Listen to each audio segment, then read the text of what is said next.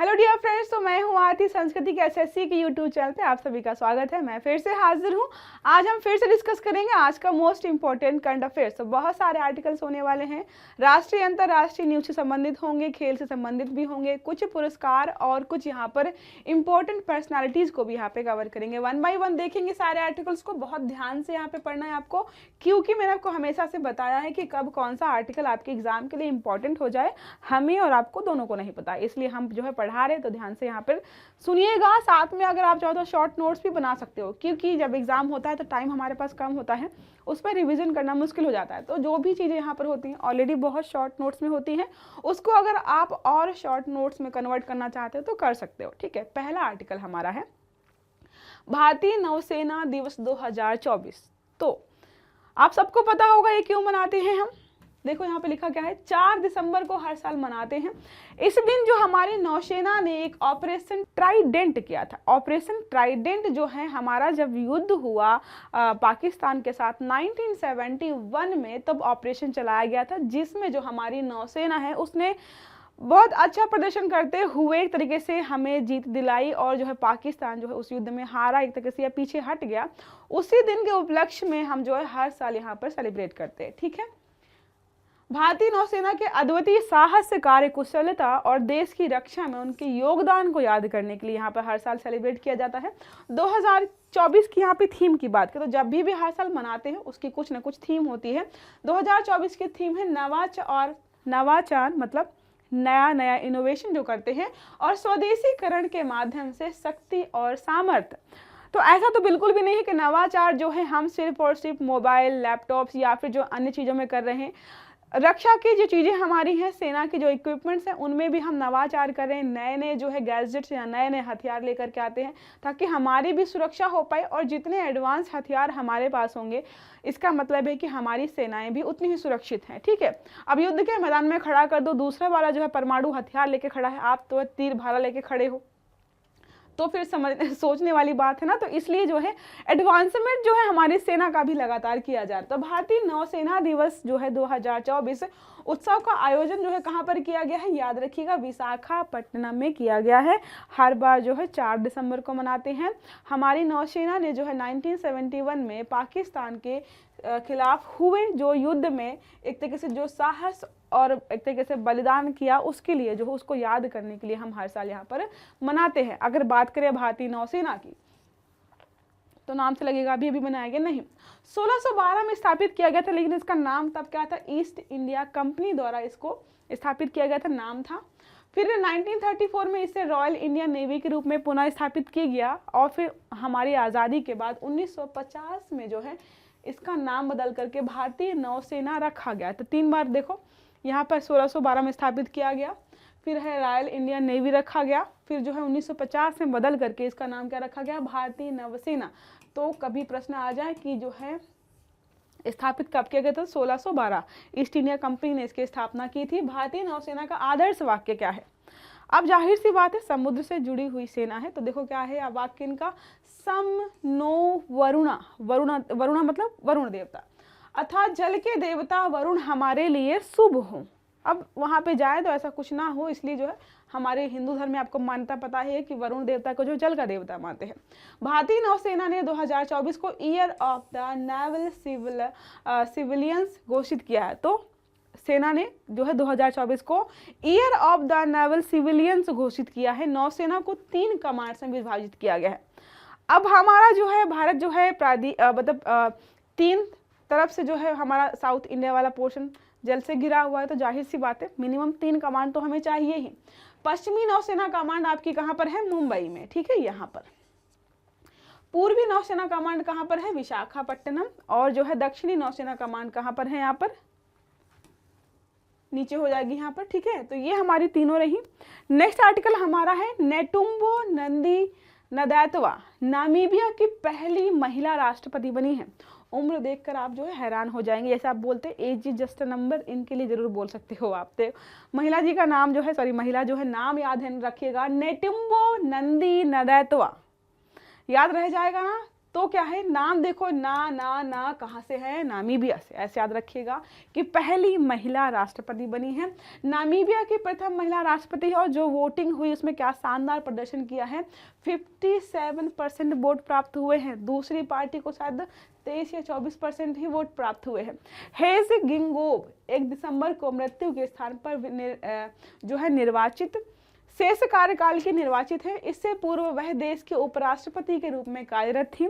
1960 के दशक में स्वेपो पार्टी में शामिल। तो याद रखिएगा किस पार्टी से है, पूछ ले कि भाई जो पहली नामीबिया की महिला राष्ट्रपति बनी है वो किस पार्टी से संबंधित है, तो स्वेपो पार्टी 1960 में ज्वाइन किया था, तब से उसी पार्टी में है।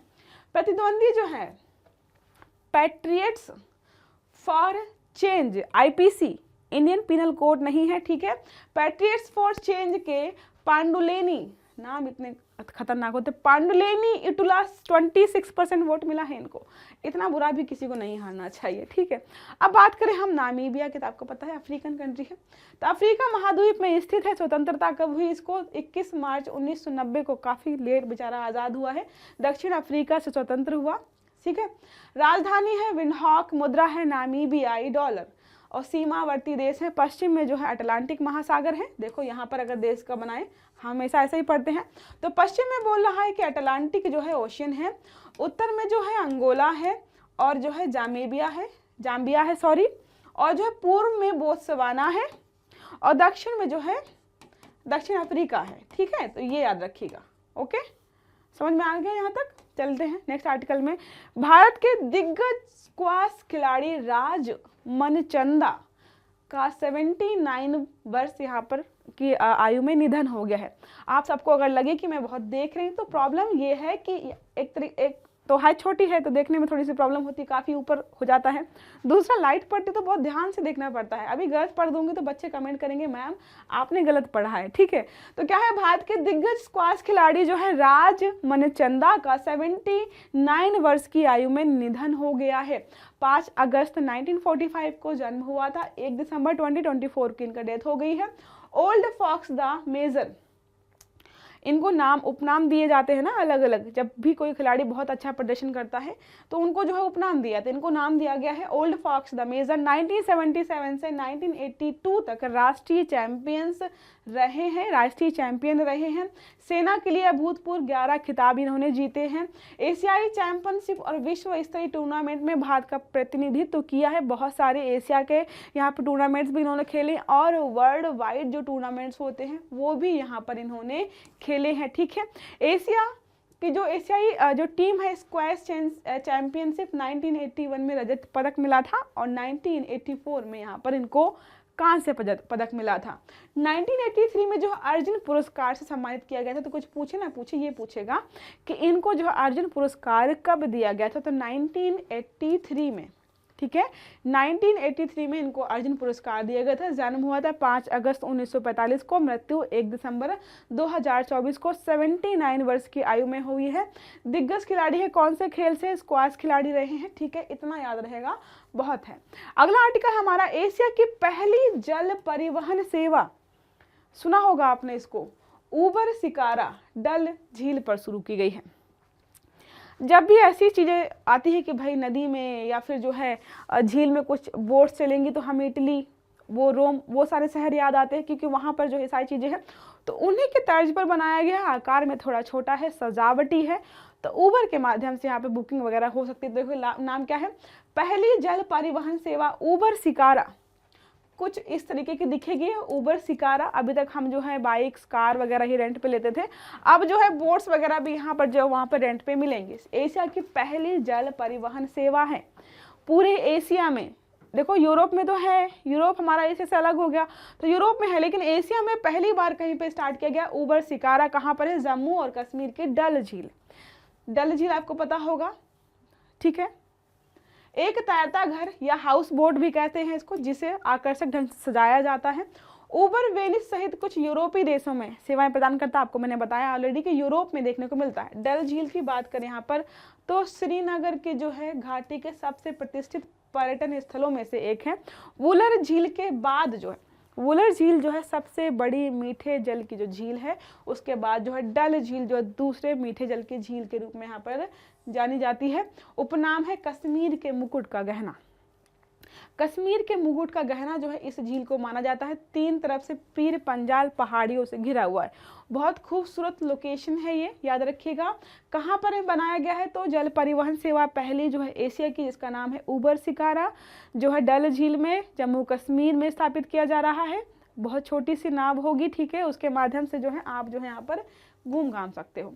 अगला आर्टिकल हमारा है बोतल बंद पीने का जो पानी है उच्च जोखिम वाले खाद्य श्रेणी में शामिल किया गया है। इसका मतलब क्या होता है, जो भी पैकेज्ड फूड होते हैं या फिर जो है हमारे डेयरी प्रोडक्ट्स होते हैं, बहुत सारी लगभग 8 कैटेगरी ऐसी हैं जिसमें जो है अलग अलग खाद्य सामग्रियों को रखा गया है, जो कि माना जाता है कि ये जो है जोखिम भरे सामान है। आप इनको खा रहे हो तो आपको जोखिम हो रहा है। साथ में कंपनियों से उपेक्षा की जाती है कि जो है टाइम टू टाइम जो है अपने प्रोडक्ट का जो है यहाँ पर एक तरीके से चेक कराते रहे कि कितना जो है यहाँ पे जोखिम स्तर है या ठीक है कि नहीं ठीक है, ठीक है।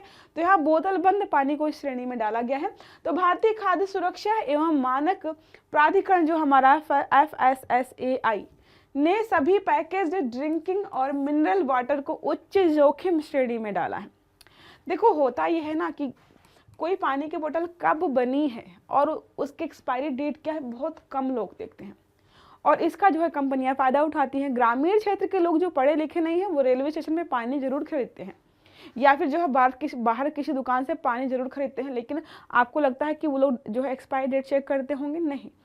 और नॉर्मल जो पानी है तो चलो 10 दिन 15 दिन जो है फिल्टर्ड वाटर होता है चल सकता है, लेकिन उसके बावजूद उसके बाद भी कई जगह बेचा जाता है। और जो आजकल इतनी सारी फ्रॉड कंपनियां हैं, बिस्लरी की आपने देखा होगा 4-5 बहनें जो हैं एक जैसी दिखती हैं, मतलब एक जैसा ही नाम रखा गया है, उनमें जो है फिल्टर्ड वाटर के नाम पर जो है बिल्कुल गंदा और जो है प्रदूषित पानी यहाँ पे बेचा जाता है, ठीक है।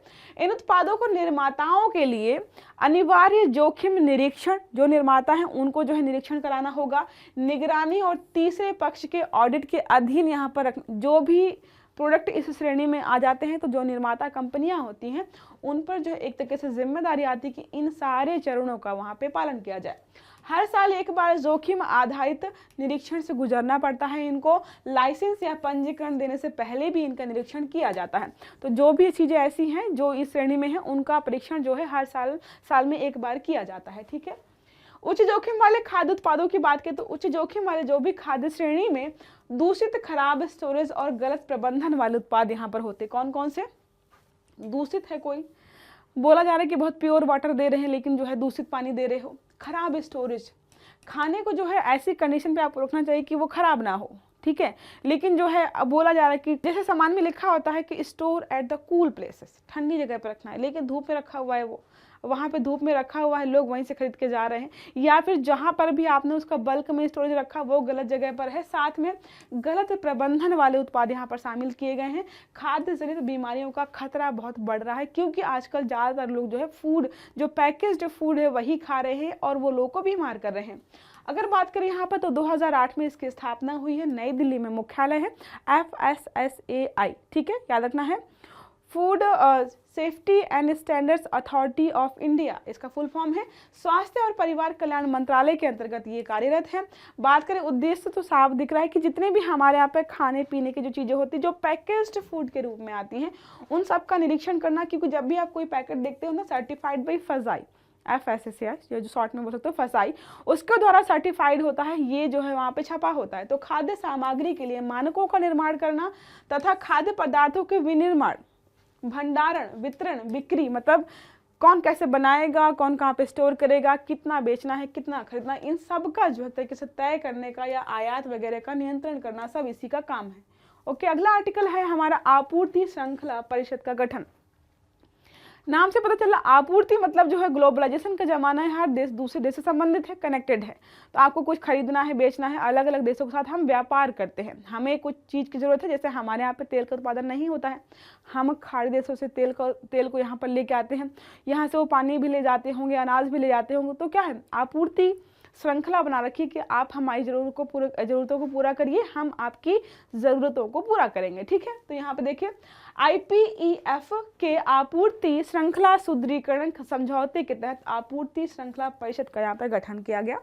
चर्चा में इसलिए है, बात करें यहाँ पर तो भारत ने वर्ष 2023 में इंडो पैसिफिक, जो IPEF लिखा है ना, उसका फुल फॉर्म है इंडो पैसिफिक इकोनॉमिक फ्रेमवर्क। तो इंडो मतलब इंडियन ओशन, पैसिफिक ओशन जो भी है वहाँ पर जो इकोनॉमिक और साथ में जो है फ्रेमवर्क जुड़ा हुआ है। आपूर्ति श्रृंखला सुदृढ़ीकरण पर समझौता किया गया। उद्देश्य क्या है? राष्ट्रीय सुरक्षा को मेंटेन करना, उसके साथ सार्वजनिक स्वास्थ्य से संबंधित कोई चीज़ या जो है जानकारी चाहिए तो उसके लिए, और आर्थिक कल्याण जैसे अहम क्षेत्रों में आपूर्ति श्रृंखलाओं को मजबूत करना। ये सिर्फ ऐसा नहीं कि हमें ही कोई चीज़ चाहिए, जब कभी होता है कि इन एरिया में जो है कहीं पर दवाइयों की ज़रूरत है, कहीं पर खाद्य सामग्री की ज़रूरत है, तो भारत जो है एज अ मदद या एज अ हेल्प जो है वहाँ पर चीज़ें भेजता है। 24 फरवरी 2024 को यहाँ पे लागू किया गया आपूर्ति श्रृंखला परिषद की यहाँ पे स्थापना। बात करें तो अध्यक्ष जो है अमेरिका है, उपाध्यक्ष जो है भारत को यहाँ पे नियुक्त किया गया है। ठीक है, अगला और आज का लास्ट आर्टिकल हमारा है कि केंद्रीय कपास प्रौद्योगिकी, कॉटन समझते हो, जिसका आपने सुना होगा बीटी कॉटन बहुत ज़्यादा चर्चा में था, वही कपास। ठीक है, तो क्या लिखा है? केंद्रीय कपास प्रौद्योगिकी अनुसंधान संस्थान की स्थापना के 100 साल पूरे हुए हैं। 100 साल किसके पूरे हुए? केंद्रीय कपास प्रौद्योगिकी अनुसंधान संस्थान। ठीक है, तो क्या लिखा है? ICAR, केंद्रीय कपास प्रौद्योगिकी अनुसंधान जो है संस्था की स्थापना को 100 साल पूरे हुए हैं। 1924 में जो है इसकी स्थापना हुई थी, 2024 100 साल हो गए, ऐसे याद रहेगा ना, 1924 और 2024। कपास के पुनरुत्थान, हमने समय समय पर बहुत सारे एक्सपेरिमेंट किए हैं इस पर। प्रसंस्करण के लिए प्रौद्योगिकियों और मशीनों के अनुसंधान और विकास को गति। अब कपास तो बहुत सारे कामों में, बहुत सारे कपड़ा उद्योगों में और भी अलग अलग जगहों पर जो है इसका इस्तेमाल किया जाता है। तो ये इसलिए बोला गया है कि अलग अलग प्रौद्योगिकियाँ, मशीनरी या अनुसंधान जो भी, उन सब पर जो है सरकार जो है लगातार जो है फोकस करके उनका विकास कर रही है। बात करें ICAR का मुख्यालय कहाँ पर है, तो मुंबई में है। संस्थान के 4 प्रमुख अनुसंधान विभाग है। अब कपास से संबंधित, अब जैसे होता कि लोहे के बारे में पढ़ रहे होते हैं हम, एल्युमिनियम के बारे में पढ़ रहे होते हैं हम, तो उसके बारे में होता कि भाई भारत के 4 जगहों पर या 5 जगहों पर जो है इसको अलग अलग तरीके से बनाया जा रहा है, असेंबल किया जा रहा है, कहीं पर जो है एक तरीके से रिसर्च चल रही। तो वैसे ही कुछ यहाँ पर समझ ली कि यहाँ पर 4 प्रमुख अनुसंधान प्रभाग हैं जो रिसर्च कर रहे हैं। इसके अंतर्गत मैकेनिकल प्रोसेसिंग डिवीजन है एक, मैकेनिकल प्रोसेसिंग डिवीजन है एक। दूसरा क्या है? Quality evaluation and improvement division है। तो क्वालिटी को एक तरीके से चेक करता है और उसको कैसे और इम्प्रूव कर सकते हैं उसके लिए डिवीजन है। केमिकल और बायोकेमिकल प्रोसेसिंग डिवीजन, अब जितने भी जो कपास से संबंधित होते हैं, बहुत सारी चीज़ों को बनाने के लिए कई बार केमिकल्स की यूज़ होता है, तो यहाँ पे लिखा है केमिकल और बायोकेमिकल प्रोसेसिंग डिवीजन है। लास्ट और चौथा है transfer of technology division, transfer of technology division. समझ में आ गया हमने अभी क्या सेलिब्रेट किया है? 100 साल पूरे किए हैं। ICAR ने 1924 में स्थापित किया गया था, अभी 100 साल हो चुके हैं।